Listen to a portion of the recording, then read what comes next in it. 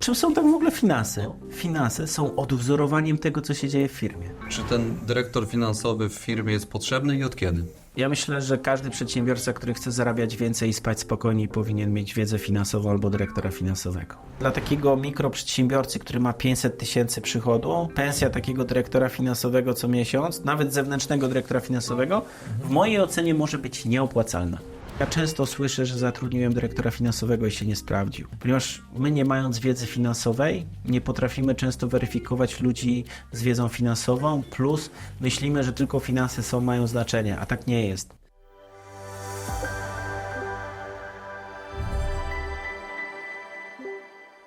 Witajcie kochani w kolejnym odcinku. Dzisiaj przed nami wyjątkowy gość, Wojciech Plona. Cześć Wojtku.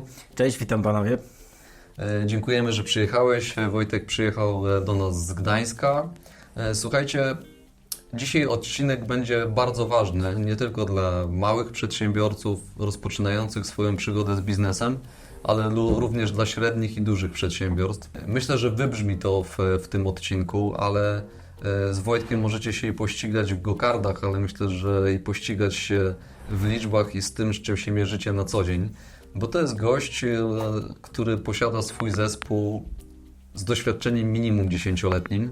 Człowiek, który policzy i sprawdzi, czy wasz biznes w ogóle ma sens, czy się opłaca, czy jest rentowny, czy jest zyskowny, czy idziecie w dobrym kierunku i być może pokaże trochę więcej kierunkowskazów, czy przypadkiem nie idziecie pod prąd. Zgadza się, Wojtek? Dzięki za piękne przedstawienie. Zaczynając, chciałbym zapytać Ciebie, idąc trochę od samych początków, Twojej szkoły, uczenia się, planów jako student, no bo wtedy wkraczamy w jakąś taką rolę czy drogę biznesową, czy karierę w ogóle zawodową. I powiedz, czy Twoje plany, które sobie zakładałeś, czy one się ziściły w Twoim przypadku do momentu, w którym jesteś? Myślę, że tak. Myślę, że w początku studiów miałem różne plany, których dzisiaj chyba nie do końca pamiętam. Natomiast muszę powiedzieć z całą odpowiedzialnością, że kariera zawodowa chyba na początku studiów nie była głównym priorytetem u mnie. Że były inne kwestie ze studiami związane, które mnie bardziej pochłaniały. Między innymi nauka oczywiście. Natomiast na poziomie 3. czy 4. roku, chyba 4. roku, miałem okazję przyjrzeć się, jak pracują konsultanci jednej z największych firm doradztwa strategicznego na świecie. Ja sobie tak pomyślałem, wtedy mówię, kurde, fajna fucha. Jedzie się po całym świecie, doradza się największym przedsiębiorstwom, cały czas się rozwija, nie jest nudna praca, też chcę tak. No i w dużym skrócie wtedy pomyślałem, że to jest to, czym ja naprawdę chcę się zajmować. No i po krótkich poszukiwaniach, długich, bo ja byłem wtedy na 4. roku, to wtedy udało mi się dostać na staż do jednej firmy konsultingowej, która robiła podobne rzeczy na polskim rynku. Później miałem przerwę, później pracowałem na różnych stażach, praktykach, w wielu różnych miejscach się znajdowałem, aż w końcu tam, gdzie byłem na stażu w tej firmie doradczej, zaczynałem swoją karierę. No, więc można powiedzieć, że to zatoczyło koło. Pamiętam taki moment, gdzie w pewnym momencie wysłałem chyba do większości firm konsultingowych w Trójmieście swoje CV i powiedziałem, że chcę u was pracować. Nie? No, tam odpowiedź chyba, część mi w ogóle nie odpowiedziało, część powiedziało, że tu nie jest najlepszy czas, no bo to był 2013 rok, więc ten rynek pracy wyglądał trochę inaczej. Tam, tak jak pamiętam, to nie było tak jak teraz, że studentów czy tam młodych adeptów, że ludzi potrzeba do pracy, raczej ciężko było znaleźć pracę, albo tak jak patrzę po znajomych, albo przypominam sobie, że to w zawodzie to było wyzwanie, więc ja tutaj myślę, że to się trochę poszczęściło. No, ale wysłałem wszędzie, nie otrzymałem, natomiast przez katedrę, w której się uczyłem na studiach, była propozycja takich warsztatów, które z koleżanką tam bardzo dobrze nam poszło i po tych warsztatach zaprosili nas na staż i faktycznie po tym stażu był miesiąc stażu, później była przerwa, bo tam napisałem magisterkę. No i po roku, jak już kończyłem studia, napisałem do dyrektora zarządzającego maila typu dzień dobry, kończę studia, byłem u Państwa na stażu, chcę u Was pracować. Tak w bardzo dużym skrócie. Okay. Ale tak nawet jak ostatnio sobie go czytałem, to właśnie był ten język takiego młodego gościa, który sprawia wrażenie, że wie czego chce i tak pisze tak wprost. Nie? Czyli dzisiaj napisałbyś go w tej samej formie, czy trochę byś go zmienił?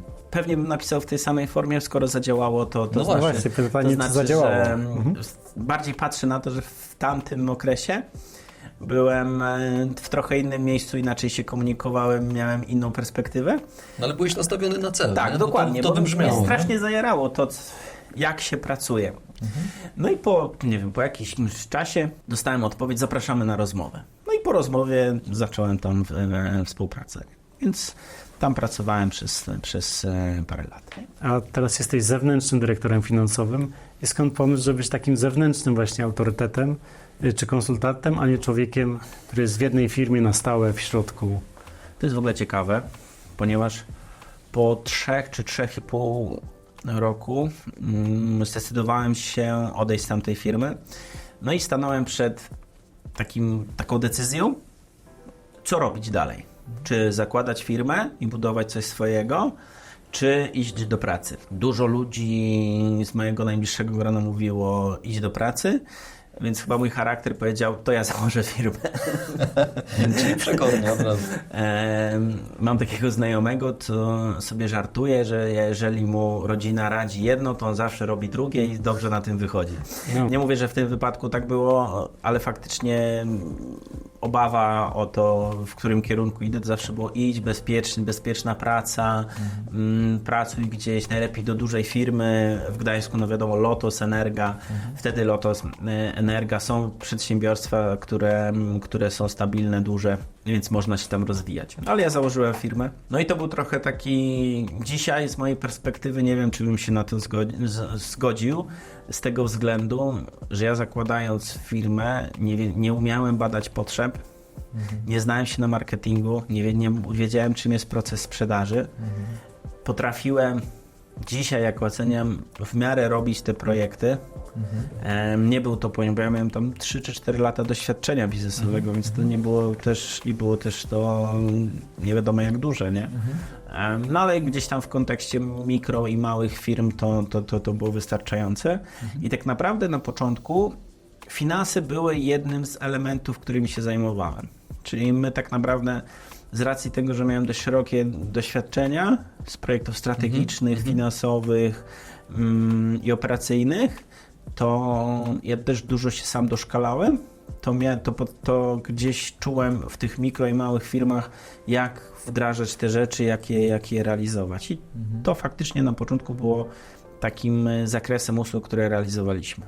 No i po jakimś czasie, roku, 2, doszliśmy do takiej ściany, w której z jednej strony nie do końca nas stać było na ekspertów, takich jak dzisiaj, i większość pracy opierała się o mnie i o asystentów. Nagle doszło do sytuacji, w której praca, żeby rozwijać firmę, musieliśmy podjąć pewne decyzje, zastanowić się naszą strategią.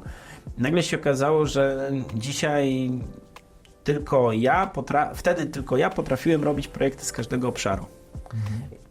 Albo mieliśmy też różnych konsultantów, którzy nam pomagali, ale to było dość trudne, ponieważ ja wtedy zrozumiałem, że skalowanie usług strategicznych, operacyjnych i finansowych, to jest, my nie mamy takiego kapitału. No i zrobiłem sobie taką analizę strategiczną z racji tego, że konsultowałem to, budowałem, robiłem te projekty, no to wiedziałem, jak to zrobić.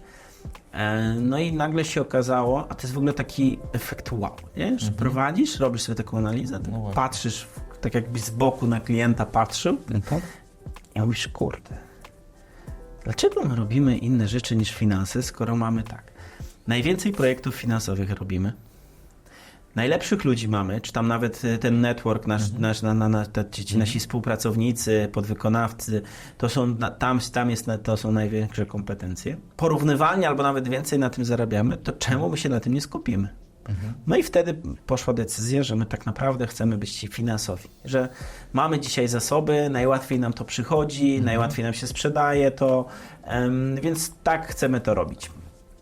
Ale wiesz co, to też Ci gratuluję, bo pomimo, zobacz, krótkiego czasu prowadzenia biznesu, to Ty poszedłeś po fundament gdzieś tam i wróciłeś do niego, zrobiąc sobie analizę, bo tak jak się mówi, szewc w dziurawych butach chodzi, nie?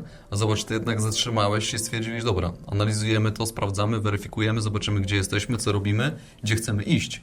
I A dzięki co nie temu jest poszedłeś, potrzebne, nie? obcinamy. A zobacz, no nie wiem, czy się ze mną zgodzisz, no ale ja mam takie swoje doświadczenia, spotykając wiele firm, gdzie pewne procesy i pewne rzeczy kuleją, a firma istnieje naście lat na rynku. I te fundamenty dalej nie są zalane, one są popękane albo dziurawe. No szacun, że wyszliście od tego od samego początku, bo często mam wrażenie, że ciężko jest zauważyć rzeczy, na których się znamy, które robimy u siebie. Widzimy je na zewnątrz, a ciężko jest zrobić to, mam wrażenie, wewnątrz. Czy nie? Bez partnerów strategicznych ten program nie mógłby się odbyć. Trenda Group. Kompleksowe wsparcie dla biznesu w zakresie transakcji, sporów, podatków. Drodzy widzowie, za nami kilkadziesiąt już odcinków Wywiadowni Gospodarczej. Za nami też premiera książki mojego autorstwa, czyli Tomasza Ostojskiego, pod nazwą Ostoja Inspiracji. A tutaj najciekawsze podpowiedzi, refleksje i patenty na to, jak odnieść sukces w życiu i w biznesie. Tutaj są w środku podpowiedzi, refleksje naszych gości. Link w opisie. A ja zapraszam. Ja dzisiaj nie odpowiedziałem sobie na jedno pytanie bardzo ważne, bo nie znam odpowiedzi na to pytanie. Ponieważ przez pierwsze lata ja byłem mistrzem analiz firmy, która miała obroty mega małe. Czyli był przerost analiz nad działaniem, sprzedażą, marketingiem, skalowaniem, więc mnie w tą stronę, moim zdaniem, trochę to szło. Ale tę tabelkę miałem na wszystko. Przeanalizowany byłem od góry do dołu. Nie? I teraz faktycznie fakt, że były te analizy, pozwolił mi na to spojrzeć i podjąć tą decyzję. Nie? Natomiast nie wiem, gdzie bym był, gdybym ten czas na myślenie nad modelem biznesowym, szukanie tych modeli biznesowych, takim, wiecie, kontemplowaniu bardziej niż działaniu, to nie wiem, gdzie bym był. Nie? Natomiast nie mogę tego, to jest tylko gdybanie, ale z drugiej strony myślę, że dzisiaj mogło mi to dać pewną perspektywę i pewne doświadczenia, pewną wiedzę, która zaczyna procentować po jakimś czasie. Ja cały czas, jak prowadzę dzisiaj firmę i jak prowadziłem przez ostatnie lata, staram się kwestionować miejsce, w którym jestem i kwestionować sposób myślenia, jaki mam. Czyli ja sobie zadaję pytanie, czy my dzisiaj nie popełniamy jakiegoś błędu, czy miejsce, w którym jesteśmy, to jest to miejsce, w którym chcielibyśmy być, czy to jest miejsce, które jest na drodze, dokąd idziemy, czy może zboczyliśmy, a może sposób nasz myślenia i nasze te hipotezy, które stawiamy, żeby zarabiać, rozwijać ten biznes, czy one są prawdziwe, czy nawet nam upadają, a my o tym nie wiemy. To jest prosta rzecz. Masz proces sprzedaży i masz w jakiś sposób zrobiony. Stawiam hipotezę, że ten proces sprzedaży jest dostosowany do klienta. No i teraz, jeżeli klient nas nie wybiera, no to jest obalona hipoteza, ale że nas wybiera, to jest potwierdzenie tej hipotezy. No i teraz tak cały czas drążymy, cały czas szukamy. Nawet w takim sensie, że mówię, dobra, chcę rozwijać firmę. To jest moja decyzja, że tak, chcę iść w skalowanie firmy. Dla mnie to też jest przepalanie pieniędzy, ale też rozwijanie się. No i teraz, jeżeli ja jestem tą lokomotywą, która stoi na czele i ciągnie, to moje ograniczenia są ograniczeniem tego biznesu. W mikro i małych firmach to jest wręcz bardzo duże przełożenie. Więc ja zacząłem się w pewnym momencie zastanawiać, kurde, co ja robię nie tak? Gdzie mam największe blokery? Czego nie potrafię?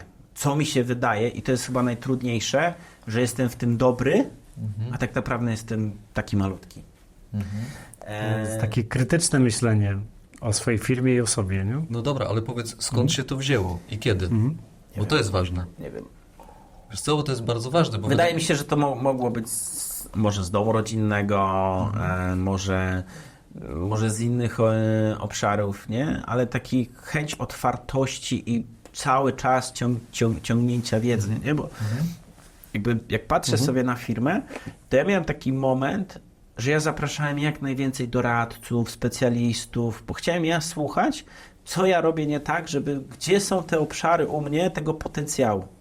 Bo jesteś dzisiaj w jakimś momencie i teraz tak, jak rozwijasz firmę powiedzmy do 1 000 000, to dzisiaj postawię tezę, że marketing i sprzedaż może być kluczowy. Później poukładanie operacji, struktur jest ważne. Później albo finanse na przykład, nie?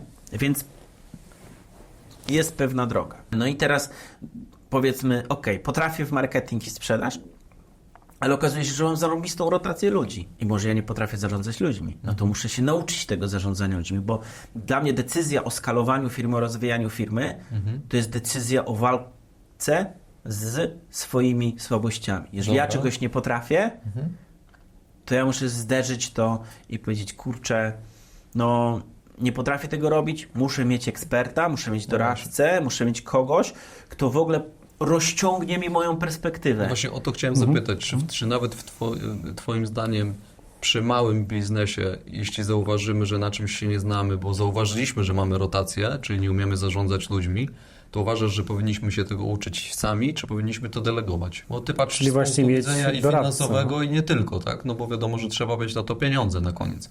Pytanie, czy fakt, no... Wiesz co, znam ludzi, którzy chcą się mierzyć z samym sobą, a to jest trudne, znam ludzi, którzy by chcieli wszystko wydelegować. Mam obawy, że wydelegowanie wszystkiego bez odpowiedniego procesu kontroli może mocno odbijać się na jakości i nie mieć potwierdzenia w tym, co my myślimy na temat naszej firmy, a to co klienci myślą na temat naszej firmy. Więc ja jestem bardziej zwolennikiem, żeby samemu się nauczyć, no ale to mówię, wynika z mojej chęci rozwoju, zdobywania. Mam poczucie dużej odpowiedzialności za firmę i dla mnie poczucie odpowiedzialności za firmę, za ludzi, za markę, za klientów jest takie, że ja wiem, że żeby być dobrym liderem, to ja muszę dać pewien przykład, moją wizję. I teraz mogę zapraszać ludzi, ale to ja jestem tym takim połączeniem, tym takim klejem między poszczególnymi działami, pomiędzy różną wiedzą, ponieważ ja dzisiaj patrząc z perspektywy firmy, oczywiście ja nie mówię, że w każdej firmie tak jest, ale na poziomie mikro, małej firmy, to gdzie nie ma pieniędzy na pewne kompetencje, no bo mała firma nie może mieć dyrektora sprzedaży, marketingu, operacji, HR, finansowego, wszystkich na raz. Prawnego, tak. Nie może mieć tego wszystkiego. Więc część ma swoich pracowników, część może w outsourcingu bierze, część różna wiedza, natomiast to wszystko najczęściej takim klejem jest ten właściciel, który bierze, przetwarza te informacje i jest przeciążony tym wszystkim. I buduje wizję, nie? Na tej budowie.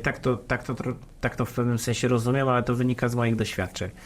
Więc dla mnie to było takie zapraszanie doradców i słuchanie i rozciąganie tej perspektywy. To jak dzisiaj pamiętam, że jak przyszła pandemia, to ja tak siadłem i mówię, kurczę, część klientów odeszła i mówię, są firmy, które sprzedają przez internet.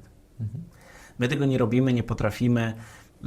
Pozyskują klientów przez internet, przez webinary, wtedy to było bardzo popularne, wszyscy robili webinary, a my tego w ogóle nie mamy klientów z internetu. Wszyscy byli z rekomendacji. Było nawet to do tego stopnia, że pan tabelka Wojtek, jak chcesz coś policzyć, idź do Wojtka. To dzisiaj w niektórych kręgach dalej to funkcjonuje. Natomiast ja mówię, kurczę, to, że my tego nie mamy, a oni to robią i na tym zarabiają, jest kwestia wiedzy i doświadczenia w robieniu tego. Więc my musimy się tego nauczyć, bo musimy pozyskać tą wiedzę, więc najszybciej będzie zaprosić kogoś, kto faktycznie się tym zajmuje, a drugim niech pomoże nam wdrożyć. I teraz dla mnie często uczenie się nowych rzeczy jest stratą czasu, ponieważ ja ostatnio zadałem sobie takie pytanie. Próbowałem się nauczyć automatyzacji. Nawet pierwsze automatyzacje zrobiłem. Tam coś połączyłem, zrobiłem. Mega fan. Ale w pewnym momencie zacząłem się zastanawiać, jaka jest rola moja w firmie. I teraz dzisiaj rozumiem to tak, że mam pewne kompetencje, to jest jedna rzecz, a druga rzecz, mam poprzez moje działania mogę zbudować największą dźwignię. No i teraz, jakie to są działania? I teraz, czy ja ucząc się automatyzacji w mojej firmie, czyli nie mówię, że ja nie rozumiem tej automatyzacji, bo wydaje mi się, stawiam hipotezę, że jestem dobrym partnerem do rozmowy z programistą, czy z konsultantem. Jak dzisiaj pracuje z nami Paweł, no to wiem, że dzisiaj możemy sobie dyskutować i nie jestem dla niego totalnie zielonym człowiekiem. Że na poziomie ogółu ja to rozumiem, jak się te bazy łączą, jak ten proces idzie, co skąd, nawet zdarza mi się zainspirować go jakimś rozwiązaniem, jak można pewne rzeczy zrobić, nie? No i to jest chyba clue. Właśnie. Natomiast nie wchodzę w to bardzo głęboko, właśnie. bo zrozumiałem, że jak ja bym się uczył automatyzacji, to bym nie skupiał się na marketingu. Koszt alternatywny. Nie? Dokładnie. Nie skupiałbym się na przekazywaniu wizji w zespole, czyli nie rozmawiałbym z dyrektorką merytoryczną, ze sprzedażą, z administracją. Nie przekazywałbym to, co mam w głowie, swoim ludziom, żeby oni realizowali to dla naszych klientów i wewnątrz organizacji. Czasami ktoś mówi, a zrobiłem sam, zaoszczędziłem, a tymczasem stracił 3 tygodnie, w których nie robił czegoś, czego się uczył No i to jest nie robił czegoś, na czym się zna, a robił coś, żeby dojść z poziomu 0 na 2. No często tak jest, nie? No, Niestety tak jest. No i faktycznie moim zdaniem tracisz, nie? A nie zyskujesz, bo jeśli patrzysz z perspektywy takiego lotu ptaka trochę, czyli łączysz, no bo na koniec z tego, co ja rozumiem też, co ty mówisz, czyli ty już dostrzegasz pewne potrzeby, braki albo szanse do wykorzystania i wchodzisz przez to, że wiesz, czego chcesz, to zaczynasz rozumieć ten produkt czy usługę, którą masz wziąć i na koniec właśnie ten człowiek, który jest wycięty i zajmuje się tylko, wiesz, tym małym skrawkiem, to on jest znowu trochę z klapkami na oczach, nie? A ty jednak patrzysz wtedy sobie z góry i sobie myślisz, nie, okej, i właśnie to jest fajne, co pokazałeś, że no nie, i nawet możesz kogoś zainspirować z jego bajki, nie? I nagle się okazuje, że to jest kolejny poziom, fajnie to też pokazałeś, fajnie o tym opowiedziałeś, uważam, bo to też jest pokazanie kolejnego poziomu, uważam, takiej przedsiębiorczości, której się uczymy gdzieś tam na co dzień w rozwoju naszego biznesu, nie? No bo patrzysz już zupełnie z innej strony, nie? Zobaczmy, popatrz na siebie z perspektywy każdego roku następnego, nie? No mówisz już o rzeczach, które dla niektórych będą czymś oczywistym, no ale jednak dla dużej części moim zdaniem wciąż nie są oczywistym. Więc też po to się tu spotykamy i po to o tym sobie gadamy, bo widzisz, no dla Ciebie te rzeczy wydają się już proste i jasne, a no z tego, co ja słyszę, takie były. Naprawdę Nie dla od firm, które zawsze. są dłużej na rynku, nagle się okazuje, że ty, no wow, a ciekawe, czy ja się w ogóle zastanawiam nad tym, co ja robię. I czy jak mi się wydaje, że ja to robię dobrze, to czy ja to robię dobrze? ja myślę, że to jest kwestia założeń. Bo zobaczcie, u mnie założenia są takie. Chcę się rozwijać i chcę siebie rozwijać. Chcę rozwijać firmę. Akceptuję to, że rozwijanie firmy to jest mnóstwo wyzwań, problemów. Czasami naprawdę tu można wyklikać sytuacji, w których nie chcesz być, nie przewidywałeś i nawet w najgorszych snach one ci się nie śniły, a i tak się zdarzają i to całe wam się wylewa naraz. I to często jest związane z rozwojem firmy. Tak. Ale to jest kwestia decyzji, to jest konsekwencja naszych decyzji. No właśnie. Ale są osoby, ja nie oceniam, teraz nie chodzi mi Jasne. jakby o to, żeby pozycjonować, że ci, co się rozwijają, są lepsi od tych, co nie chcą się rozwijać i chcą być w jednym miejscu, są gorsi. Po prostu Każdy wybiera zależy swoją mi drogę. na... Tak? Dokładnie. I są osoby, które w tym momencie, które są, powiedzą, nie, ja chcę być na odpowiedniej skali. Ja nie chcę na przykład tracić rentowności, bo ja chcę się tego nauczyć, bo to jest dla mnie ważne. Ja wolę spędzić 3 czy 4 tygodnie, niż komuś zapłacić, albo zapłacę wtedy, kiedy będę czuł, że wezmę z tego największą wartość, albo co ja będę mu dawał zarobić. I to jest jego decyzja i ma do tego pełne prawo, po prostu, nie? I teraz, bo często się spotykam, bo ten jest lepszy, ten jest gorszy, nie? On po prostu ma inne założenia swojego biznesu, bo część ludzi poprowadzi biznesy, żeby łatać swoje ego, inni, żeby sprzedać firmę, inni, żeby zarabiać na tej firmie, inni, żeby je dzieciom zostawić, a inni, żeby stworzyć sobie po prostu etat. I dla każdego to, co robi, jeżeli robi to w zgodzie ze sobą, myślę, że to jest okej. Wiesz co, to ja bym chciał płynnie przejść, bo jesteśmy na takim etapie, z jednej strony chcieliśmy jeszcze podpytać Ciebie, skąd się wziął ten kierunek, kto Cię zaszczepił tym, może to wyjdzie w międzyczasie, ale nasuwa mi się od razu przejście takie z automatu, żeby pogadać sobie o porażkach i sukcesach, no bo trochę jesteśmy blisko tego tematu. Czy te porażki pojawiły się u Ciebie, czy to jest samo pasmo sukcesów? Jak to jest w Twoim przypadku? Na pewno nie ma takiej sytuacji, że to były tylko sukcesy i tylko porażki. Natomiast skąd się to zaczepiło, to jest dość proste, ponieważ jak miałem 6 czy 8 lat, grałem w FIFA. Nałogowo grałem w FIFA. No to mój brat od razu cię polubi, także... Więcej jest takich. I przychodzę któregoś dnia do mojego taty, który jest nauczycielem matematyki, między innymi, i mówię, że ja to mam tu te wartości tych składów moich zawodników i chciałbym sobie liczyć te składy, żeby one mi się tam aktualizowały, chcę znać wartość, budować wartość tego mojego zespołu. No i mój tata wziął mi, mówi, słuchaj, to jest takie narzędzie Excel, ja ci je pokażę. Tu możesz sobie wpisywać, tu możesz sobie sumować. 8-latkowi. No tak na początku drogi, nie jasne. pamiętam, czy to było 8 czy 10. 10, no ale to... To był młody chłopak, który Szkoła podstawowa. miał potrzebę i ojciec pokazał mu narzędzie, jak może to zrobić. To nie było to, że musisz robić ten Excel. I ja wtedy, od tamtego czasu, Excela wykorzystywałem do rozwiązywania moich problemów, jak musiałem coś policzyć. Do dzisiaj moja żona się śmieje, Wojtek, ty nie licz w pamięci, ty odpal Excela. Bo ja w pamięci zawsze się machnę, nie? Zdarza mi się nawet do 1-0 machnąć, albo po prostu, naprawdę, bo to robię szybko, gdzieś tam poskładam, mówię, zdarza mi się, ale już moja żona i pracownicy się śmieją, współpracownicy, że Wojtek, to weź się w Excelu policz, nie? Ostatnio też coś palnąłem i nagle analityk siedzi i tak patrzy i się śmieje ze mnie, nie? I jakby to wszyscy wiedzą, że to po prostu tak mamy i już mam też świadomość, że jest ten Excel. I ja po prostu nauczony pokazanie drogi, że można to robić, to cały czas mi towarzyszył ten Excel, nie? Że na studiach to było tak, że ludzie mieli problemy z Excela, żeby zrobić na finansach przedsiębiorstw model finansowy, a ja robiłem dla całej grupy model finansowy, bo dla mnie to nie był problem, jak zrobić ten model, żeby nie tyle... I wtedy rozumiałem też i finanse, i też potrafiłem te formuły, to skąd się zaciąga, rozumiałem tą logikę. I naturalnie było tak, że jak finanse to jest Excel.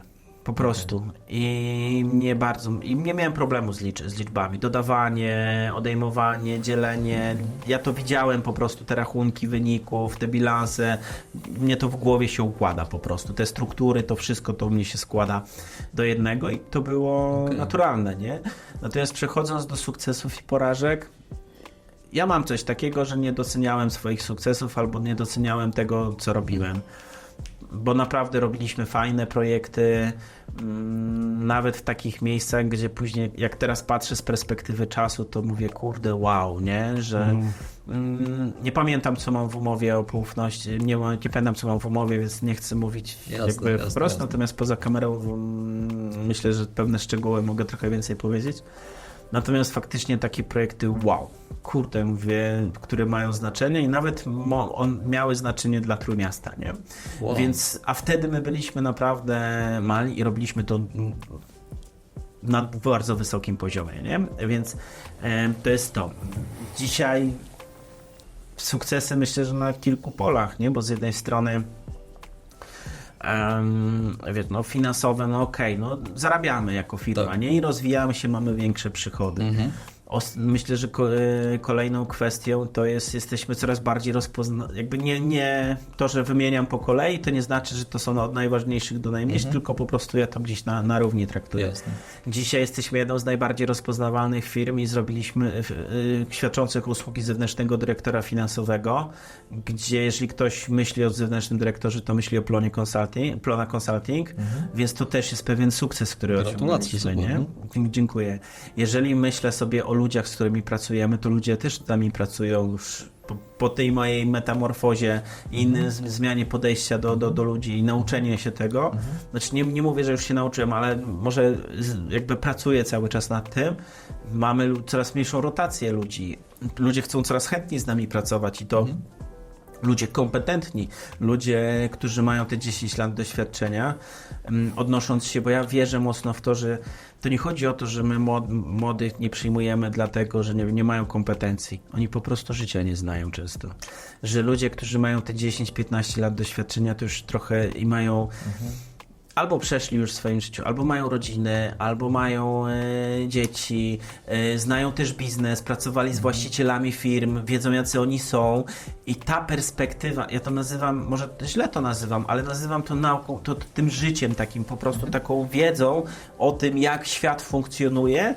I jak patrzę na siebie, na moich klientów, to widzę to, że oni nie chcą pracować z ludźmi, którzy nie znają życia i nie znają realiów, bo uważają, że tracą Są czas. autorytetem dla takiego właściciela, nie? Autorytet to jest jedno, bo myślę, że dla właścicieli firm bycie autorytetem, nawet ktoś, kto ma 10-15 lat, jest dużym wyzwaniem. Natomiast ja chcę, nie oczekuję, żeby moi konsultanci, moi dyrektorzy finansowi, ludzie, którzy z nami współpracują, byli autorytetami. Bardziej chodzi mi o to, że jak klient na nich patrzy, to on mówi, on wie, co robi, On jest on nie ekspertem. nie mówi kocopołów i on jest ekspertem i ja jestem w stanie, chcę mu zaufać, nie? Albo Czegoś kumaczacze i widzi, mu. że wiesz, na koniec jak rozmawiają i o jego liczbach, to on ewidentnie widać, że facet się zna po prostu, czy kobieta klei. Fakty. na rzeczy, nie? No bo na tym to powinno polegać, nie? Więc to się absolutnie się z tobą zgodzę. No. Dokładnie. Myślę, że też sukcesem było pewne wystąpienia, które miałem. Jest wiele obszarów, których ja wcześniej w ogóle nie traktowałem jako sukces, a nagle jak się zacząłem zastanawiać i tak bardziej doceniać to, w którym miejscu jesteśmy i co zrobiliśmy, to ja nie mówię tylko, bo ja sam tego nie zrobiłem. Ja to zrobiłem z ludźmi. I to też jest ich duża zasługa, no bo ja dzisiaj nie robiąc projektów, my mamy markę bardzo jakościowej firmy, więc to nie jest tylko moja zasługa. No zobacz, my się kiedyś spotkaliśmy zupełnie przy okazji, chyba wtedy w Gdyni, a może w Gdańsku, już nie pamiętam. W Gdyni. Może to była chyba Gdynia, ale zmierzam do tego, że zobacz, ja już Cię też kojarzyłem wtedy i z internetu, i z LinkedIna.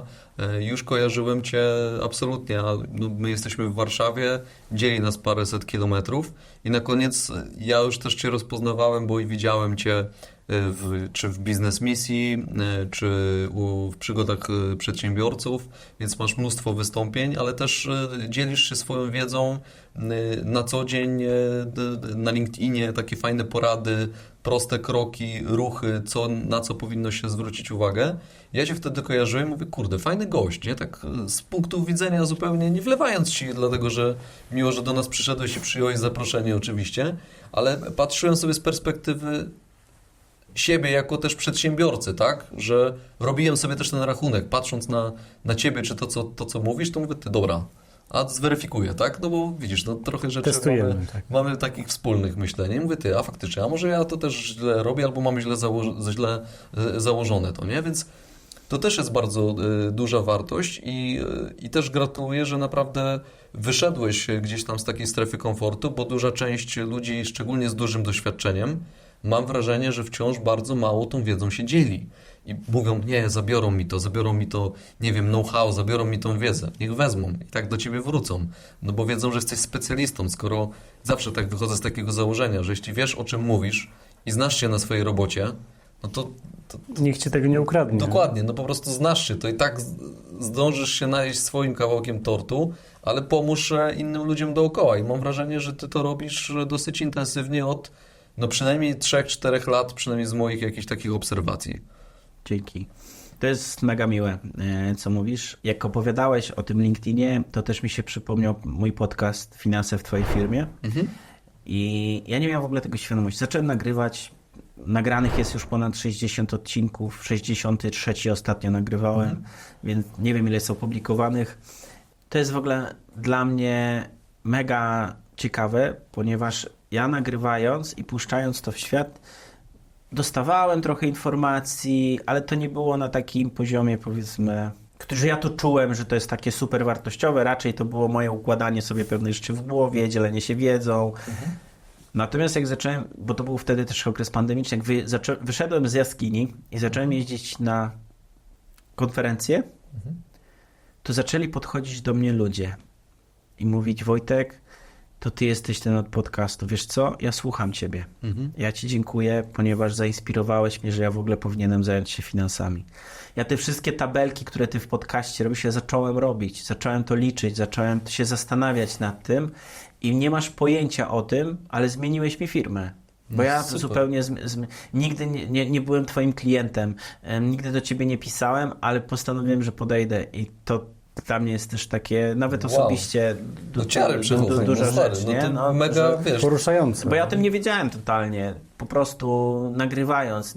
No najlepsza zapłata chyba, co? A wiesz, jak ktoś idzie, kurde, słucham go, pójdę, podejdę, powiem, nie? I to jest takie naprawdę motywujące, że... A to jeszcze stało się w momencie, kiedy ja mówię do Marka, mówię, słuchajcie, może nie będziemy nagrywać tego podcastu. No, tam nikt tego nie słucha, nie? Tam były odsłuchania, oczywiście, tam ich... I jak już była prawie decyzja, że odpuszczamy, to właśnie ja to usłyszałem, mówię, kurde, no, tego było trzeba. Więc tyle, jeżeli chodzi o sukcesy. Natomiast porażki na pewno były i były to duże porażki, ale ja dzisiaj nie lubię tego słowa porażka, to jest bardziej doświadczenie, które zdobywałem. To było doświadczenie, najczęściej to było z ludźmi, z moją zbyt dużą ufnością do ludzi, no bo zdarzali mi się ludzie, którzy mnie oszukiwali, którzy kłamali. Być może to wynikało z tego, że ja nie potrafiłem stworzyć odpowiedniego środowiska pracy, albo stworzyłem taką postawę, że ludzie chętnie to wykorzystywali. Nie mnie to dzisiaj oceniać, natomiast faktycznie miałem i to na poziomie czy to pracowników, czy partnerów biznesowych, czy wspólników, to zawsze były takie wyzwania z ludźmi i myślę, że to moje takie lekcje i doświadczenia, że miałem pewną postawę i podejście, a dzisiaj wiem, że ona by się zmieniła i dużo mądrzej, bym postąpił, inne pytania bym zadał, inaczej bym pewne rzeczy weryfikował i dużo bardziej twardo stąpał po ziemi. Więc to jest pewnie kwestia taka związana z ludźmi. Czy takie decyzje biznesowe, porażki, że weszliśmy w jakiś projekt i nam nie wyszedł, nie przypominam sobie. Kwestie, na przykład zrobiliśmy jakąś dużą inwestycję marketingową, czy no, też sobie nie przypominam. Nie? To jest tak, że podejmujemy pewną decyzję na podstawie wiedzy, którą mamy. Czyli stwarzamy sobie pewną hipotezę, że jak wydamy te pieniądze, to będzie tak. Mija pewien czas, jesteśmy w stanie to zweryfikować. Czy tak było, Prawdziwa, czy nie. fałszywa. Dokładnie. I to jest nasze doświadczenie, nie? Więc ja jakby rozumiem tą ideę porażek, nazywania tego porażek. Ja faktycznie wyciągałem dużo dla siebie z tych sytuacji, ale najczęściej one były faktycznie związane z ludźmi. A w finansach firmowych to czego pilnować, a co można zignorować? Kiedyś mój kolega żartował, bo wiedząc, czym się zajmuję, podchodził do mnie i mówi: Wojtek, wiesz, jak ja zarządzam swoimi finansami? On miał w ogóle mega zdrową firmę, zarabiającą firmę i tak z przekorem, no, z takim przekąsem zresztą mówił. Mówi, wchodzę na początku miesiąca, patrzę, jest kasa. Miesiąc później wchodzę, patrzę, jest 2 razy więcej. I dobrze zarządzam tymi finansami.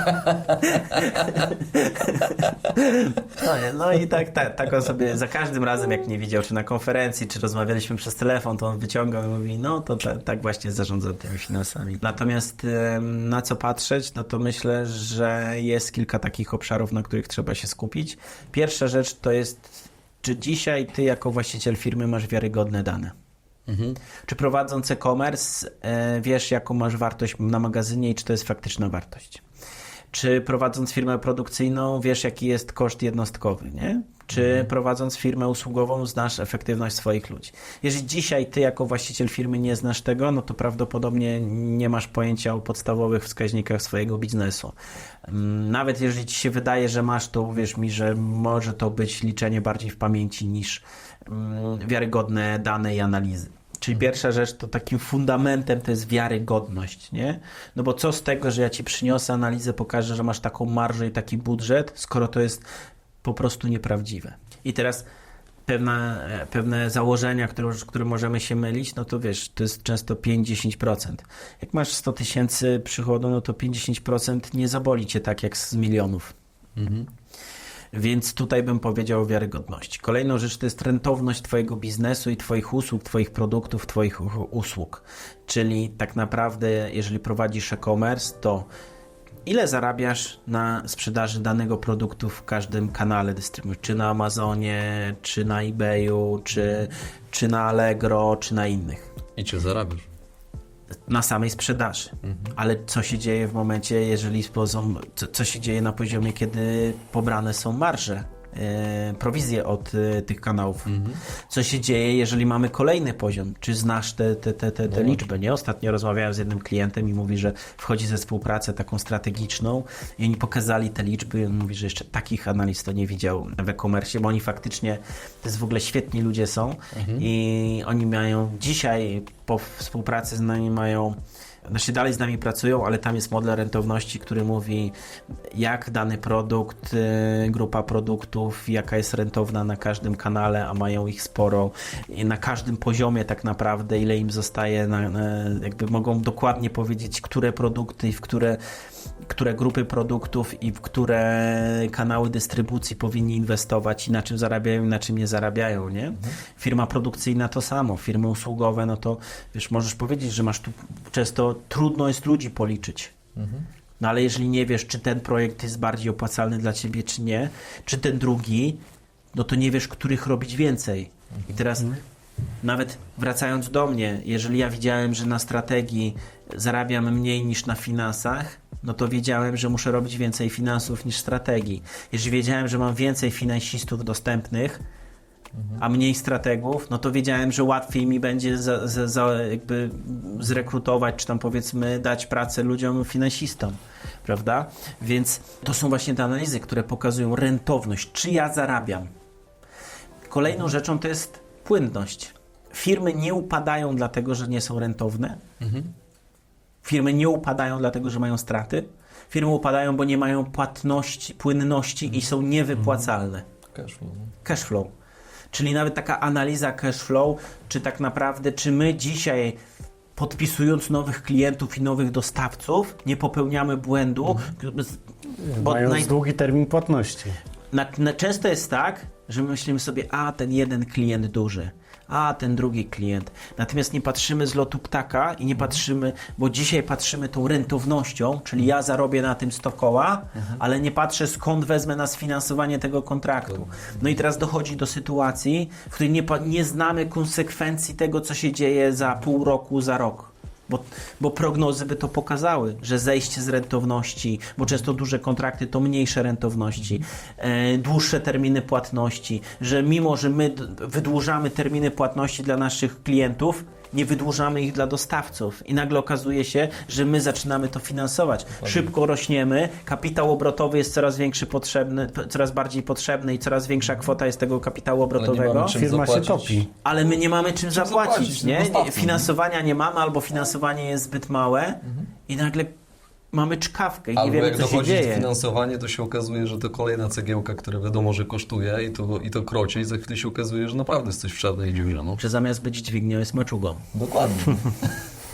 Ale wiesz co, tak od razu jak o tym opowiadasz, to mi to przyszło tak na myśl, sobie zwizualizowałem, że te wszystkie dane, analizy, o których mówisz, to one są trochę tak jak drogowskazy i znaki na drodze, jak jedziemy samochodem, one nam pokazują, w jakim kierunku jechać i jak się poruszać, tak? Czy jedziemy pod prąd, czy nie, nie?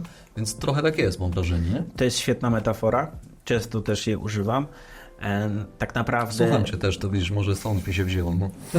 Cieszę się, że mogę być inspiracją. Jesteś absolutnie. I teraz tak, jedziesz, no i patrzysz, czy ci lampka silnika się pali. Dokładnie. Patrzysz, czy masz wystarczająco paliwa, czyli na przykład masz tutaj gotówki. Patrzysz, czy nie jedziesz za szybko, czy nie jedziesz za wolno. Te wszystkie metafory można przełożyć na finanse. Ja też znam inną metaforę związaną z chodzeniem do lekarza. No. Są dwa rodzaje ludzi. Ci, którzy idą do lekarza, bo muszą, bo ich choroba do tego zmusiła i boją się w ogóle chodzić do lekarza profilaktycznie, bo jeszcze wyjdzie na badaniach, że coś jest nie tak i wtedy będą chorzy, a teraz nie są chorzy. Tak jakby to badanie powodowało chorobę, nie? Dokładnie. I to z finansami jest dokładnie tak samo. Ja to obserwuję naprawdę i nawet nie chodzi o tych kilkaset projektów, które zrobiliśmy. My przeprowadziliśmy chyba ponad 1000 konsultacji bezpłatnych i ja też to tam widzę, nie? A drudzy są tacy, którzy przychodzą i mówią, no dobra, no to idziemy do lekarza, będziemy się badać co jakiś czas i będziemy patrzeć, czy tak naprawdę nie dzieje się czegoś złego, żeby już w zarodku zidentyfikować to, że coś się dzieje nie takiego coś złego się tam wyprzedzeniem. dzieje i będę mógł zareagować. Bo to jest kluczowe, że wiesz wcześniej. Klienci na przykład, którzy dostali modele finansowe od nas, to mówią, dla mnie to jest duży komfort, że ja z wyprzedzeniem mogę reagować na sytuacje, które widzę. Bo na przykład przyszło 3 nowych klientów, wydajemy kasę, zatrudniamy ludzi. W kolejnym miesiącu odeszło 5 klientów. Ci ludzie zostają, bo oczywiście koszty się bierze szybko, odpuszcza się bardzo wolno. No i teraz dochodzimy do takiej sytuacji, w której widzimy tę prognozę. Widzimy, kurczę, tu miały być zyski, ale teraz już są straty, prognozowane straty. Czyli albo musimy więcej sprzedać, albo musimy redukować, ciąć koszty. Więc to już jest... Czyli ja wiem, że będę miał taki wynik za 2-3 miesiące. Jak już wiem, że będę miał taki wynik, to ja mogę wcześniej na to zareagować, a nie zostać i powiedzieć, no jest strata. Czyli mogę świadomie podejmować decyzje, które ograniczą tą sytuację, na którą idziemy. Nie? Obcinać straty, takiego stop lossa sobie zrobić w firmie. Dokładnie. Czyli jak mamy tego Titanica, no to ja wiem wcześniej, że idę i wcześniej mogę zacząć skręcać, a nie dowiadywać się w momencie, kiedy jest już... No, rysuje nam się właśnie łajba, nie? Dokładnie. No, właśnie o to chodzi. Wiesz co, to w takim razie no, mnie nie musisz przekonywać, myślę, że część naszych widzów też nie, ale jakieś grono pewnie się znajdzie, których trzeba będzie przekonać. Więc podpowiedz, czy ten dyrektor finansowy w firmie jest potrzebny i od kiedy? Ja myślę, że każdy przedsiębiorca, który chce zarabiać więcej i spać spokojniej, powinien mieć wiedzę finansową albo dyrektora finansowego. I teraz tak, na każdym etapie prowadzenia firmy potrzebna jest wiedza finansowa. Ja nie mówię, że dyrektor finansowy, ale wiedza finansowa. Dyrektor finansowy może przekazać tą wiedzę, ale nawet dla osoby początkującej może słuchać mojego podcastu i już będzie myślał pewnymi kategoriami, bo zobacz, jeżeli zgodziliśmy się co do tego, że w drodze do 1 miliona najważniejszy jest marketing i sprzedaż. No ale musisz policzyć, na jakiej marży sprzedajesz, żeby móc to skalować. Czy jesteś rentowny, czy nie. Musisz policzyć, czy ta płynność faktycznie będzie ci się zgrywała, jakie te relacje z swoimi kontrahentami układać. Więc to podstawowa wiedza, tylko że czasami ustawienie pewnych granic nie wymaga dyrektora finansowego, który jest powiedzmy na 10, 15, 25 godzin w firmie, tylko wymaga pewnego pakietu konsultacji, żeby na przykład przez 2 czy 3 miesiące parę do 10 godzin na przykład spędził z tym człowiekiem i przekazał mu pewną wiedzę, pewien mindset, pewne postrzeganie finansów. I żeby on mógł podejmować te decyzje. W pewnym momencie, tam między 1 milion a 5, to już zaczyna się robić taka skala, że właściwie nie wszystko kontroluje, a powyżej 5 to już w zależności od biznesu mniej kontroluje, więc potrzebuje tych finansów, żeby mieć te swoje drogowskazy. Jest też taka rzecz, że my mówimy o dyrektorze finansowym. Jak idziemy sobie, to mamy stażystów, mamy juniorów, mamy specjalistów, mamy seniorów, mamy menadżerów, pewnie tam jeszcze wyższy szczebel, nie? I mamy dyrektorów. Więc ci dyrektorzy z natury nie mają niskich pensji. To nie jest człowiek za 5 000 miesięcznie na pełen etat, nie? I teraz dla takiego mikroprzedsiębiorcy, który ma 500 000 przychodu, pensja takiego dyrektora finansowego co miesiąc, nawet zewnętrznego dyrektora finansowego, w mojej ocenie może być nieopłacalna. Po prostu, że się nie zwróci. Więc lepiej kupić sobie kurs finansowy, czy nawet słuchać tego podcastu. Dostęp do Excela. Słuchaj, no finanse w twojej firmie, wchodzisz i faktycznie masz tam zbiór informacji podstawowych, fundamentalnych do tego, żeby sobie odpowiedzieć. Więc moim zdaniem, nawet jeśli jesteś początkującym przedsiębiorcą, czy zaczynasz w ogóle, bo uważam, że jak zaczynasz, weź tą przysłowiową serwetkę, rozpisz sobie, co ty chcesz zrobić faktycznie, ile to będzie cię kosztowało, ile chcesz na tym zarobić i na koniec, skorzystając z twojej wiedzy, którą się chętnie dzielisz, ona jest za free, za darmo, słuchajcie. Więc to naprawdę żal jest moim zdaniem nie skorzystać, a ona, mam wrażenie, że nawet jeśli jesteś świetny w sprzedaży, w marketingu, to musisz tą kasę policzyć, bo inaczej jej nie będziesz miał. No to wynika za każdym razem, uważam, z twoich podcastów, nie? Bo łapią się ludzie, mam wrażenie, na takich podstawach. No i co gorsze, to nie jest tylko bolączką, wiesz, małych przedsiębiorców, czy zaczynających w ogóle biznes, tylko już właśnie wchodzących w kolejny etap często, nie? Że tych braków jest mnóstwo, mam wrażenie. Nie? Pełna zgoda. No, my coraz częściej to widzimy, że ja mam taką hipotezę, bo teza to już jest potwierdzona, mam pewną hipotezę, że często spotykam ludzi, którzy mają biznesy plus 50 milionów, plus 80 milionów, plus 100 milionów. Jakimś dziwnym trafem ci ludzie już znają finanse. Ja nie mówię, że oni są tuzami, że potrafią zrobić model finansowy, ale potrafią rozmawiać z nami już na takim poziomie wiedzy, że jak my mówimy marża, to oni wiedzą, czym jest marża. Jak mówimy cykl konwersji, to już też wiedzą mniej więcej, w którym kościele dzwoni.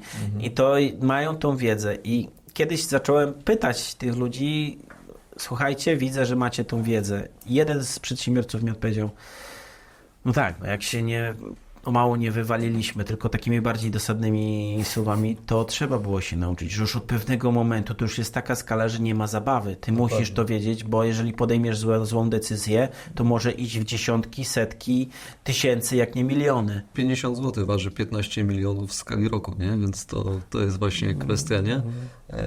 Tego złapania odpowiedniego momentu. Więc jak mówisz już o skali, już o konkretnych liczbach, o konkretnym biznesie, to nie ma opcji, ty musisz po prostu się tym zająć. To musi być, wiesz, jak kręgosłup, no to musi być część tego kręgosłupu zbudowana, nie? Dokładnie. Tak sobie myślę.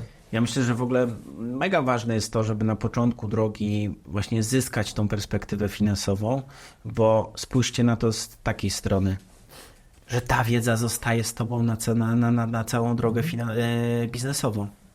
Że jeśli ty się nauczysz finansów I się nauczysz raz.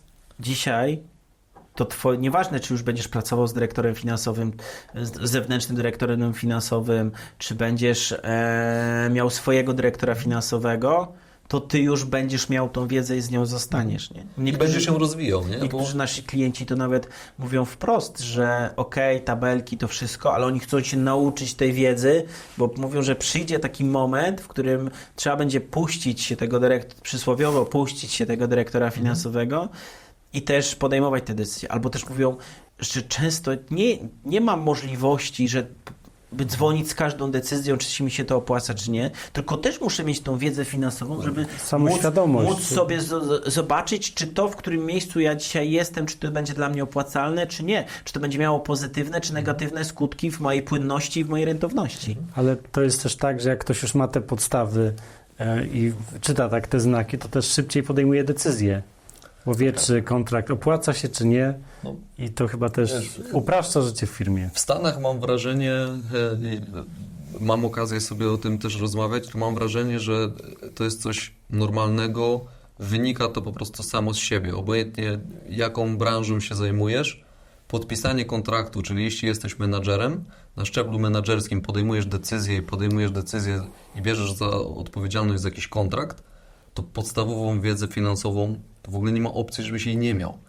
I tu uważam, że te przedsiębiorstwa, które widzisz, masz kolegę, który się śmieje, że nie patrzy, tylko widzi co roku podwójnie, no wow, gratulacje, wiadomo, że to bardzo dobrze dogląda i musi mieć niezłe wyczucie i szacun, ale właśnie wydaje mi się, że jeśli łapiesz to od samego początku, to ta wiedza tylko rośnie i ty tą decyzję później siadając do stołu, to ty wiesz, czy siadasz z kimś potencjalnym kontrahentem, to ty wiesz, czy to jest dla ciebie deal, czy ty wiesz, dobra, panowie, szkoda czasu dla was, dla warunkach... nas, nie spina nam się to, my tego nie dowieziemy, za darmo nie robimy, nie jesteśmy Czerwony Krzyż, nie robimy za free albo nie dopłacamy, każdy z nas robi biznes, chcemy zarobić, nie dla nas bajka, ale to dopiero wiesz, jak złapiesz właśnie te podstawy, więc z jednej strony dyrektor finansowy, ale z drugiej uważam, każdy menadżer, właściciel, tym bardziej prezes, ktokolwiek, to szczebel menadżerski, handlowy uważam, marketingowy powinien wiedzieć, czy ten marketing, czy ta sprzedaż to w ogóle ma jakiśkolwiek sens, tak? Bo to za chwilę się okazuje, że wozisz pustą taczkę, nie? Dokładnie. Dla mnie finanse, bo czym są tak w ogóle finanse? No. Finanse są odwzorowaniem tego, co się dzieje w firmie. Bo spójrzcie na to, że każde działanie w firmie, czy zatrudniasz ludzi, czyli każda praca, czy kupujesz materiał, czy jest odwzorowane w finansach. Czyli wszystko, co robisz w firmie, ma swoje odwzorowanie w finansach. Dlatego to jest tak ważne. A wracając do mojego kolegi, Ja myślę, że on więcej siedzi w Excelu niż ja i więcej to liczy po prostu. I on sobie tylko tak po prostu żartuje, bo wie, że ma te kompetencje i pewnie słucha podcastu wieczorami, uczy się i trudno mu się przyznać. Więc... Ale nazwy nie mówimy, także spokojnie jesteś po Wiadomo, bezpiecznej kim stronie mowa. mocy.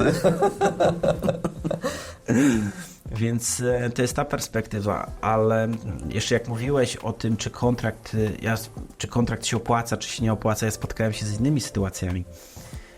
Pozwolę sobie podzielić się swoim doświadczeniem, że na przykład w branży budowlanej spotkałem się z takimi sytuacjami, w którym jest pierwsza oferta, zapraszają cię dalej, Cenę, czy a nie później zaczynają negocjować cenę, później zaczynają zakres, później znowu cenę i nikt w międzyczasie tego nie liczy.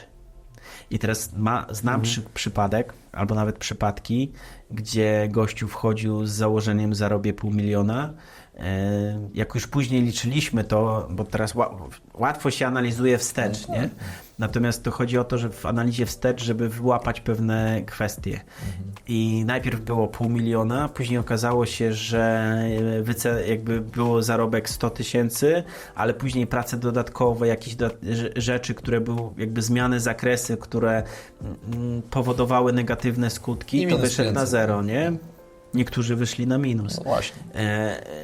Więc Tak, i kontrakt zrealizowany, tak? kontrakt Za- zrealizowany i przepuszczony Za pieniądze. złotych. To ja znam jeszcze akurat... Tylko pozwól, że wiecie, co jest największą bombą w tym wszystkim? Że właściciel cały czas myśli, że on zarabia na tym $500 000. Przez cały I czas, $500 000 wydał na coś innego. na przykład. I stąd często się biorą w Czyli niektórych... chcesz powiedzieć, że wewnętrznie ludzie po prostu nie przepuszczają tej informacji do właściciela, czy do Właściciel prezesa? czasami nie łapie tego, że to się zmienia, że tutaj są warunki, że on zostaje z tą pierwszą informacją. I oczywiście ktoś może powiedzieć, co za debil, nie? Łatwo mówi, się nie? ocenia ludzi, którzy nie byli w tym momencie i niech pierwszy rzuci kamień ten, który źle kiedyś coś Pytanie, w ile biznesie albo źle policzył, albo na przykład coś, co zakładał, wyszło mu trochę gorzej niż Pewnie. faktycznie, nie? Biznes, bo Tak. chyba na tym polega biznes. Wiesz co, ja znam akurat taką patologię z budowlanki, gdzie często właśnie liczą i wychodzi im na minusie, tylko oni już sobie zakładają, że 3 czy 4 podwykonawców już nie dostanie kasy, a oni swoje zarobią, nie?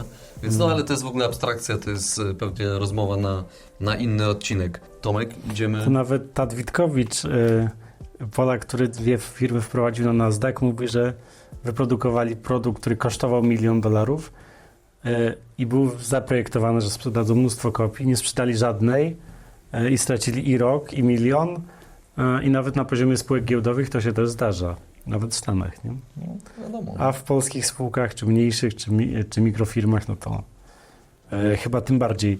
Mieliśmy jeszcze pytanie o Twoje właśnie osobiste porady dla przedsiębiorców. Czy one wszystkie będą się skupiać właśnie wokół spraw finansowych, tutaj strategicznych? Czy masz jeszcze jakieś takie przemyślenia, których, co robić, czego nie robić? Myślę, że powiedziałbym o 3 rzeczach. Pierwsza rzecz to otaczać się ludźmi, którzy są dalej niż ty i mogą ci powiedzieć, jaką drogę przeszli i jakby przekazać ci tą wiedzę, to ryzyko, te doświadczenia, z którymi oni się mierzyli, żebyś ty mógł wiedzieć, że takie są. Druga kwestia to jest kwestionowanie siebie, czyli to, o czym ja mówiłem, bo wiem, ile dobrego mi to spowodowało w mojej drodze. A trzecia kwestia to jest spędzanie minimum godziny tygodniowo z finansami, patrzenie w liczby, weryfikowanie tych liczb, kwestionowanie tych liczb i mówienie po pierwsze, po co mi te koszty, czy to jest inwestycja, czy to jest faktycznie koszt i jak mogłaby wyglądać alternatywnie ta rzeczywistość. Więc to są te 3 rzeczy, z którymi bym zostawił zarówno początkującego przedsiębiorcę, a jak też przedsiębiorcę, który chce się rozwijać i przeskakiwać kolejne szczeble biznesowe. Czyli żeby sobie wygospodarować godzinę w tygodniu stałą, niezależnie od tego, co się dzieje w swoim rytmie, Na liczyć. finanse. Na finanse. Finanse i liczby. Finanse i To 50 godzin w roku wystarczy, żeby wiedzieć, co się dzieje. Moje doświadczenie podpowiada, że jeżeli ktoś wejdzie w rytm i zobaczy, jak dużą wartość niesie patrzenie w liczby i wyciąganie z nich wniosków, nie skończy się to na 50 godzinach rocznie. Będzie ich więcej. Zdecydowanie. No myślę, że tak. A te godziny będą też więcej warte. No, widzisz po prostu to w efekcie pieniądze u siebie na koncie, nie? Czy firmowym koncie, nie? Więc to tak się przekłada. Wiesz co, A gdybyśmy popatrzyli sobie na Twoje doświadczenie życiowe, studenckie i zawodowe oczywiście, to z czego jesteś najbardziej na przestrzeni tych wszystkich lat dumny? To jest trudne dla mnie pytanie, ale w tym wszystkim widzę, że mam wokół siebie dobrych ludzi. Mam wspaniałą żonę, która po prostu jest przy mnie i akceptuje pewne rzeczy, nawet czasami mówiąc, że mieszkam w hotelu, a nie w domu. Pozdrawiamy żonę. Tak, ale to mimo wszystko, że z jednej strony jest firma, jest rodzina, jest czas na jakieś tam swoje rzeczy. Ja nie mówię, że tego jest mnóstwo, nie? Ale że gdzieś tam jest jakiś, no nie chcę powiedzieć nawet balans, nie? I myślę, że jest pewien element, gdzie się czuję dobrze w tym miejscu, w którym jestem. Nie? Ale to jest dla mnie trudne pytanie i zawsze stwarza mi problem. Może dlatego, że ja się nad tym nie zastanawiam. Idziesz do przodu, po prostu. Ale podjąłeś decyzję, żeby być tym zewnętrznym, niezależnym dyrektorem finansowym. Kiedyś tak.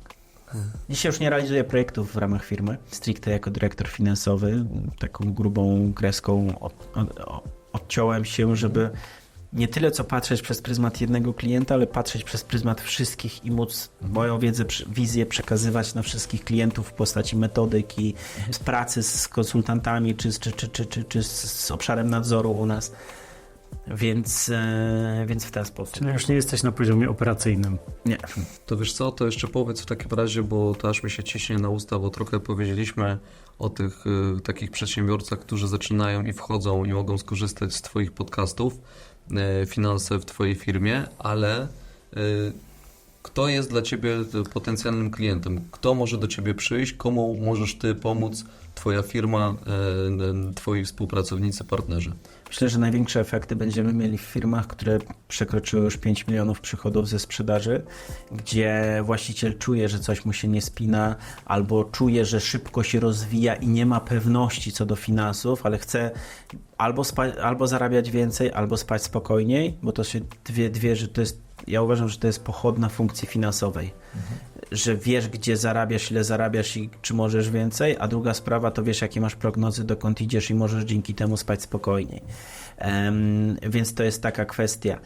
Są u nas dwa typy klientów, czyli klienci, którzy przychodzą do nas, chcą wypracować sobie narzędzia, poukładać procesy i wdrożyć u siebie pewne rozwiązania finansowe i chcą, żebyśmy my pomogli im, czyli być takim plastrem, a z drugiej strony są firmy, które podejmują decyzję biznesową, która polega na tym, że finanse dyrektora finansowego będą outsourcować. Chcą mieć po prostu wiarygodnego partnera, który będzie wystawiał, można powiedzieć, albo będzie miał dyrektora finansowego, zewnętrznego dyrektora finansowego, który będzie z nimi długoterminowo pracował i to jest ich decyzja biznesowa. Nie chcą zatrudniać, chcą pracować z taką firmą jak nasza.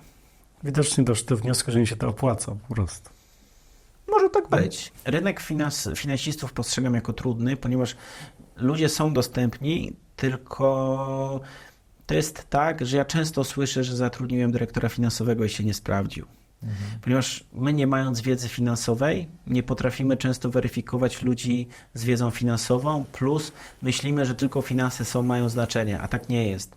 My przeprowadziliśmy setki rozmów kwalifikacyjnych z dyrektorami finansowymi i teraz to, o czym mówimy o dyrektorach finansowych. I mówimy o C-levelu ludzi, którzy naprawdę mają doświadczenie. I dzisiaj my na przykład rekrutując ludzi do nas, widzimy, na co zwracamy uwagę. Mamy takie 10 czy 15 rzeczy, które są dla nas ważne w procesie rekrutacyjnym. I później my też sprawdzamy te rzeczy stricte na projektach, bo oczywiście ludzie mogą piękne historie opowiadać, ale jak już wchodzi, to weryfikowane są postawy, umiejętności, komunikacja i merytoryka i narzędziówka. Nie? No i wtedy to tak naprawdę się spina w jedną całość. Spinanie i widzę, że znam firmy, które tak naprawdę dla nich było cały czas dyrektor, to nie jestem zadowolony, nie wiedziały, czy to dobrze, czy nie. No jest ta księgowa, ale w sumie to ona mi późno wysyła te dane, albo zatrudniłem dyrektora, no to on w ogóle nie biznesowy i czasami wiedzy brakuje, jaka jest funkcja takiego dyrektora finansowego. Czasami chcą szybko robić, że myślą, że jak wrzucą człowieka na środku morza, to od razu będzie pływał, a nie wiedzą, że on jeszcze musi się z tego worka wydostać. Ja wiem, ile nam zajęło i my to też konsultowaliśmy z firmami rekrutacyjnymi, z takim właśnie interesem, ile nam zajęło poukładanie procesu rekrutacji dyrektorów finansowych i jak dzisiaj to idzie. Więc wyobrażam sobie, czym jest dla małego i średniego przedsiębiorcy z jednej strony decyzja, że przychodzi dyrektor finansowy, przecież to nie jest stanowisko, które zarabia. W sensie może okazać się stanowiskiem, który pozytywnie wpłynie na biznes, albo może się okazać tak, bo to jest jak ubezpieczenie często. Po prostu dać ci bezpieczeństwo. Że nie pójdzie nic robić, nie wiem, na produkcję i nie będzie nie jest to handlowiec. pracował. Nie jest to handlowiec, on ci nie sprzeda, nie? Więc to jest ta kwestia, nie?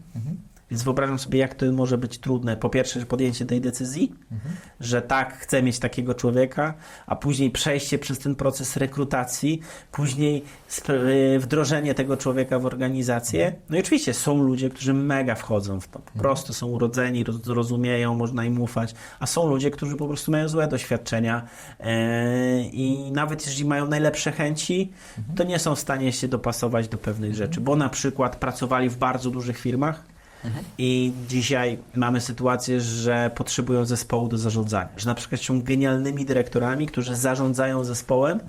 No, okazuje się, że jak przychodzą i się nie dogadali w procesie i na przykład właściciel mówi, to ty rób mnie te tabelki. A on mówi, no dobra, ale gdzie tu jest księgowa, dział kontrolingu, dział prawny i inne rzeczy. Proszę mi tu dostarczyć, ja to zinterpretuję, prawda? Dokładnie, I takich rzeczy jest bardzo dużo i my to już dzisiaj widzimy, nie? Wiesz co, to ja bym to tak podsumował chyba, że jeśli prowadzimy biznes już zazwyczaj powyżej 5 milionów złotych, to jeśli stworzyliśmy firmę po to, żebyśmy mieli dla siebie miejsce pracy i to na wiele lat, to potrzebujemy kogoś takiego jak ty, czy kogoś takiego jak ludzie, z którymi współpracujesz u siebie, bo to pozwoli nam zabezpieczyć nasze finanse, to pozwoli nam powiedzieć, czy będziemy mieli na pensję nie za miesiąc, tylko często na rok, bo robimy budżety i inne kwestie, które pozwolą nam patrzeć długofalowo, które pozwolą nam zainwestować, bo o tym też nie powiedzieliśmy, ale pozwolą nam się jeszcze bardziej rozwijać i szybciej moim zdaniem i dadzą nam po prostu taki spokojny sen, więc jeśli ja tak bym to podsumował. Kimś dla mnie takim jest dyrektor finansowy, czy usługa, którą ty świadczysz, czy świadczycie jako zespół. Czy to jest dobre podsumowanie? Amen. No to super, to bardzo się cieszę. Wojtek, chcesz coś dodać na koniec? Dzięki za naprawdę fajny wywiad i super prowadzenie. No, my ci bardzo dziękujemy, że znalazłeś czas i zechciałeś się u nas pojawić. Jest mnóstwo przedsiębiorców, którzy nas oglądają i cieszę się, że też możecie złapać trochę, mam wrażenie, i inspiracji, ale przede wszystkim wiedzy, doświadczenia od Ciebie. Zachęcamy do finansów w Twojej firmie, pokażemy Wam linki, gdzie możecie trafić do Wojtka. Na pewno odcinek pojawi się i na wszelkich mediach społecznościowych i podcastach, więc serdecznie zapraszamy do Wojtka. Jeszcze raz dzięki za dzisiejsze spotkanie. To ja dziękuję bardzo i pozdrawiam wszystkich widzów. Trzymajcie się, cześć.